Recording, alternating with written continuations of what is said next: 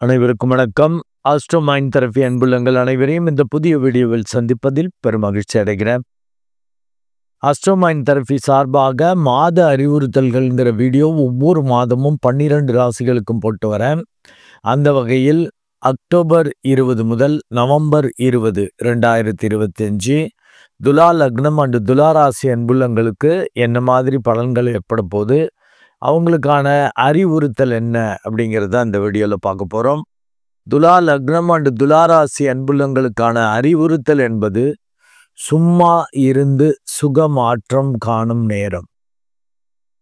மீண்டும் உங்களுக்கான அந்த அறிவுறுத்தலை தலைப்பை சொல்கிறேன். சும்மா இருந்து சுகமாற்றம் காணும் நேரம். இப்போ இந்த தலைப்பில் இருந்திருக்கலாம். ரொம்ப ரிஸ்க் எடுக்கக்கூடாது, அப்படியே அப்சர்வ் பண்ணணும், எல்லாத்தையும் அக்செப்ட் பண்ணிக்கணும், சும்மா வெறுமனே அமைதியாக இருக்கணும், முடிஞ்சதை செய்யணும், ரொம்ப ரொம்ப ஸ்ட்ரெயின் பண்ணி வேலைகள் செய்ய வேண்டிய அவசியம் இல்லை. ஆனால் சுக மாற்றங்கள் உங்களுக்கு கிடைக்கும்.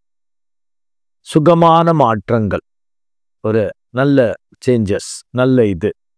ஒரு யோகிகள் ஞானிகளுக்கெல்லாம் அந்த ஞானம் கிடைச்சா அப்படி ஒரு சுகம், ஒரு மெடிடேட்டிவ் அந்த ஒரு அதிர்வுகள் வர்றப்ப அந்த ஒரு ஃபீல் கிடைக்கிற மாதிரி ஒரு சந்தோஷம் உங்களுக்கு இருக்கும். பெருசாக நீங்கள் அலட்டிக்க வேண்டாம், நல்ல மெடிடேட் பண்ணிக்கோங்க.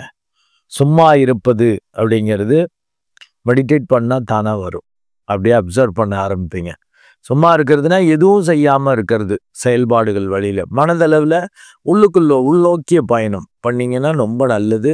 ஏன் அது மாதிரி சொல்கிறேன் அப்படின்னா, உங்கள் லக்னத்தில் 3 கோள்கள், சூரியன் உங்களுக்கு பாதகாதிபதியாக வரக்கூடியவன், லாபாதிபதி தான், பாதகாதிபதியாக வரக்கூடியவன் லக்னத்திலேயே இருக்கான். என்னதான் அவன் நீச்சமாக இருந்தாலும் லக்னத்தில் இருக்கிறப்ப உங்களை அறியாமல் பேராசையோடு செயல்பட்டு ஏதாவது விரயங்களை, சிக்கல்களை, மரியாதை குறைவை சந்திக்கிற மாதிரி ஆகும்.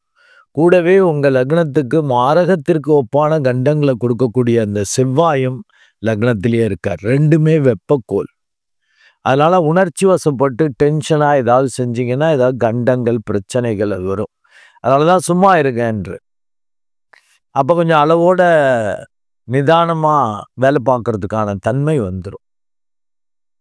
லக்னத்துக்கு 9, 12 கூடிய அந்த புதன் லக்னத்திலே இருக்கிறது ஒரு வகையில் ப்ளஸ்ஸு. மெடிடேட் பண்ணால் ப்ளஸ்ஸு. இல்லாட்டி வெட்டி அலைச்சல், வீண் விரயம், சிக்கல்கள் இதெல்லாம் ஏற்படும். உங்கள் லக்னாதிபதி ராசி அதிபதியாக வரக்கூடிய இந்த சுக்கிரன் நீச்ச கதியில் பயணிக்கிறாய். அதனால தான் ரொம்ப பெருசாக அலட்டிக்காதீங்க. ஏன்னா அவனே 8ஆம் இடத்ததிபதியாகவும் இருக்கிறதால செய்யக்கூடாதுன்னு நினச்சேன், படான்னு செஞ்சிட்டேன், படான்னு பேசிட்டேன், சொல்லக்கூடாதுன்னு நினச்சேன், சொல்லிட்டேன், இப்படிலாம் வரும். கொடுக்கக்கூடாதுன்னு நினச்சேன், கொடுத்துட்டேன், வாங்கக்கூடாதுன்னு நினச்சேன், வாங்கிட்டேன், இப்படிலாம் மாறாக செய்கிற மாதிரிலாம் வந்துடும். அதனால தான் சும்மா இருக்க சொல்கிறேன். சும்மா இருக்கிறதுனா உள்ள அந்த மெடிடேட்டிவ் மைண்டில் இருந்தாலே சும்மா இருக்கிற தன்மை வந்துடும். அப்போ உள்ளுணர்வு சொல்லும், அது பாட்டுக்கு அதை மட்டும் செய்யணும் அப்படியே ஈஸியாக. அப்போ தான் சுகமான மாற்றங்கள் உங்களுக்கு கிடைக்கும். இல்லாட்டி தேவையில்லாத பாதகங்கள், விரயங்கள், கண்டங்கள், அலைச்சல்கள் இதெல்லாம் சந்திக்கிற மாதிரி ஆகும். உங்கள் லக்னாதிபதி ராசி அதிபதியான சுக்கிரன் கிட்டத்தட்ட 2/11/2025 வரைக்குமே அந்த நீச்ச கதியில் தான் பயணிக்கிறார். 2/11க்கு அடுத்தது ஆட்சி வீட்டுக்கு வர்றார். அப்போ கொஞ்சம் ஓரளவு நல்லா இருக்கும். இருந்தாலும் அவனே 8ஆம் இடத்ததிபதியாக போகிறது, பாதகாதிபதியான சூரியனோட இணைந்திருப்பது, அது 16/11/2025 வரைக்குமே சூரியன் அங்கே தான் இருப்பார். அதனால் கொஞ்சம் விழிப்புணர்வு தேவை. ஏன்னா நான் சொன்ன மாதிரி, ஏற்கனவே சொன்ன மாதிரி டபார்னு செஞ்சு விடுவீங்க. ஏன்னா லக்னாதிபதி ராசி அதிபதியே 8ஆம் இடத்ததிபதி ஆகிறப்ப ஆக்சிடென்டலாக பண்ணி விட்டுருவீங்க, ஒரு பிளானிங் இல்லாமல் பண்ணி விட்டுருவீங்க. அது ஆபத்து. 2/7 குடைவ லக்னத்திலே இருக்கிறப்ப தேவையற்ற வில்லங்கள் வரும். 28/10/2025 அன்று அவர் 2ஆம் வீட்டுக்கு போகிறார். அப்போ பேச்சில் கவனம் தேவை. ஓவராக பேசுனீங்கன்னாக்கா கண்டங்கள், பிரச்சனைகள், சிக்கல்கள் வரும். அதில் ஒரு தெளிவாக பேசிக்கணும். ஏன்னா 2ல் செவ்வாய் இருந்தாலே அதுக்கு வெடுக்குன்னு பேச வைக்கும். முறிவு, பிரிவு, சிக்கல்கள் அப்படி ஏற்படுத்துகிற மாதிரி, வேகம், கோபமாக பிஹேவ் பண்ண வைக்கும். அது ஆபத்து. அதனால தான் கொஞ்சம் சும்மா இருங்கிற. மாரகாதிபதி ஆட்சியாக இருக்கிறதால. பட் 2ஆம் இடத்ததிபதி ஆட்சியாக இருக்கிறது ஓரளவு தன வருவாய் அதெல்லாம் பிரச்சனை இருக்காது. நீங்க அத பேசி காம்ப்ளிகேட் பண்ணி வம்பளத்துட்டா தான் பிரச்சனை. அதனால தான் சும்மா இருங்க. சுகமான மாற்றம் வரும்ட்டேன். அண்ட் லக்னத்துக்கு 5 குடையவர். 4, 5 குடையவன் 6ஆம் இடத்துல இருக்கிறது சிறப்பு. ஆனா அவர் வக்ரம் பெற்று போயிருக்கார். அதனால புத்தியில் தடுமாற்றம், குழப்பங்கள் வரதான் செய்யும். அதனால அப்படியே நல்லா மெடிடேட் பண்ணிட்டு வர்றத ஏத்துக்கணுங்கிற மனநிலையில இருந்துருங்க. அப்படி இருந்துட்டீங்கன்னா சுகம் கிடைக்கும். நல்ல மாற்றங்களை நீங்க பார்க்க முடியும். இதே பெரிய திட்டமிட்டு அடிச்சு தூக்க போறேன், என் வித்தை திறமைய காட்ட போறேன் அப்படின்லாம் செஞ்சீங்கன்னா, நீங்க நினைச்சதுக்கு மாறாக நடக்கும். நீங்க ரொம்ப எதிர்பார்த்து செய்வீங்க, அங்க சொதப்பிடும். ரொம்ப பயந்துக்கிட்டே வேற வழி இல்லைன்னு செய்வீங்க, சூப்பரா இருக்கும். ஏன்னா அந்த சனி பகவான் வக்ரம் பெறுறது. அண்ட் லக்னத்துக்கு 5ல ராகு இருக்கிறது. மெடிடேட் பண்ணீங்கன்னா தப்பிச்சிங்க. இல்லாட்டி விபரீத புத்தி அதெல்லாம் ஏற்படும். என்ன செய்றீங்க, என்ன ஏதுன்னு தெரியாது.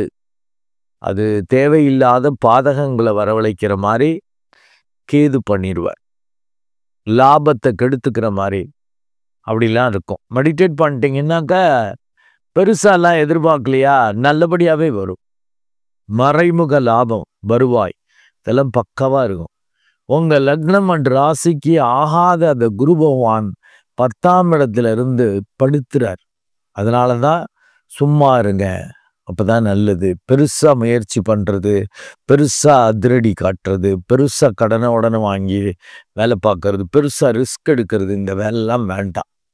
இதுக்கு தான் அந்த குரு பகவான் அதிசாரத்தில் பயணிப்பதற்கு அதிசார குருவின் அட்டகாசம் ஆரம்பம்னு ஒரு வீடியோ போட்டிருப்பேன். அது பார்த்துக்கணும். ஏன்னா 10ஆம் இடத்துல குரு இருக்கிறப்ப பதவி பறிபோகும், மரியாதை அந்தஸ்துல பிரச்சனை வரும். நீங்க அமைதியா இருந்துட்டீங்கன்னா தப்பிக்கலாம்.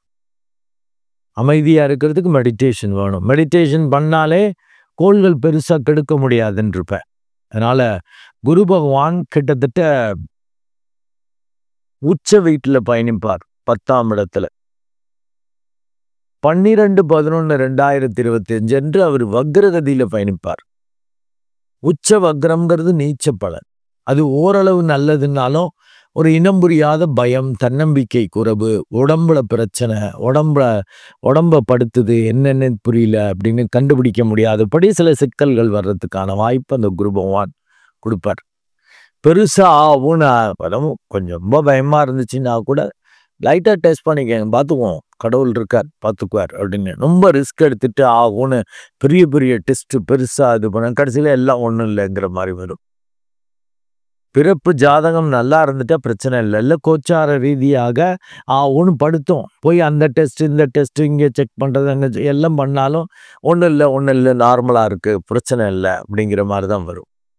அதனால் கண்டிப்பாக மெடிடேட் பண்ணிக்கங்க. பெரிய ஒன்று அலப்புற ஆடம்பரம் இல்லை ஒரு பயத்தில் பீதியில் செயல்படுறது இந்த வேலையெல்லாம் வேண்டாம். அடக்கி வாசிக்கணும், சைலண்ட்டாக இருந்துக்கணும், அப்போ பிரச்சனை கிடையாது. இந்த சூரியன் 16/11/2025 வரைக்குமே உங்க லக்னத்துல தான் இருக்கார். நீங்க சும்மா இருந்தீங்கன்னா லாபம் தேடி வரும். பேராசையோடு அப்படி இப்படி முயற்சி பண்ணீங்கன்னாக்க வம்பு. ஏன்னா 3, 7, 11 கூடியவர்கள் உங்களுக்கு பெரிய சிக்கலை தான் ஏற்படுத்துவாங்க. ஏன்னா லக்னத்திலேயே இருக்க செவ்வாய் 28/10 அன்று 2ஆம் இடம் போறாருன்னா பேச்சில் அதிரடி காட்டி சிக்கலை ஏற்படுத்திக்கிறது, கூட்டாளிகளை பங்குதாரர்களை இழப்பது, பார்ட்னர்ஸ்ட சிக்கல் வர்றதெல்லாம் வரும், ஜாக்கிரதை. அந்த சுக்கிரன் அந்த ஆட்சி வீட்டுக்கு வர்றது ஓரளவு நல்லதுன்னாலும் சூரியனோடு இணைந்திருப்பது, அவனே 8ஆம் இடத்ததிபதியா வர்றதெல்லாம் டேஞ்சர். அதனால கம்பல்சரியா மெடிடேட் பண்ணிக்கணும். இல்லாட்டி படாதிடான்னு முறிவு பிரிவு ஏற்படுத்துற மாதிரி சிக்கல் பண்ணிடுவீங்க. புதனும் 9, 12 குடைவ லக்னத்திலேயே இருக்கிறது ஓரளவு நல்லதுன்னாலும் ஒரு 5 days தான் அங்க இருக்கார். 25/10/2025 அன்று அவர் 2ஆம் இடத்துக்கு போயிடுறார், துலாத்திலிருந்து விருச்சிகத்திற்கு. ஸோ அப்போ 12ஆம் இடத்ததிபதி 2ல் இருக்கிற மாதிரி வரும். ஆக சாண்டிங் அந்த மந்திர உச்சாடனெல்லாம் பண்றப்ப நல்லா இருக்கும், தப்பிச்சுக்குவீங்க. பெரிய அளவுக்கு விரயம், நிம்மதி, சந்தோஷ குறைவு ஏற்படாதபடி தப்பிக்க முடியும். அவர் கிட்டத்தட்ட 10/11/2025 அன்று வக்ரம் பெறார்.